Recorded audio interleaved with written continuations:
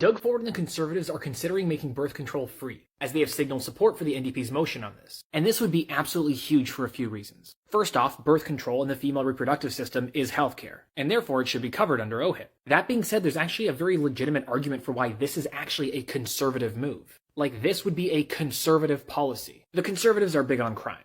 Like, no, not Doug Ford doing crime. Like, usually they talk about how they want to stop crime. Funding the police, being tough on crime, all that kind of stuff. But birth control might actually be one of the best ways to stop crime. There are studies that show that there's an association between unintended pregnancy and violence against incarcerated men and women. And there's also quite a few long-form studies that show that access to abortion is behind a decrease in crime seen in North America. Why is that the case? The truth is that unintended pregnancy isn't good for anybody. It's not good for the mother, it's not good for the father, it's not good for the child, and it's not good for the economy. And I'm being very clear when I say unintended. If somebody is not old enough, financially stable enough, emotionally ready enough to take care of a child, that child is not going to get what they need in order to become a fully developed person. There are going to be issues, and that might also lead to crime or negative outcomes for the parents and the child. Access to birth control will make sure that young women don't accidentally get pregnant and get forced out of the workforce or get forced out of education. It'll make sure that all children that are born in this province are born because their parents want them there. And this will ultimately lead to better outcomes. And I know that for a lot of people, these are uncomfortable statements. There are people out there who are accidents, who are perfectly happy and loved by their parents. But when we look at the aggregate, when we look at the long-form data,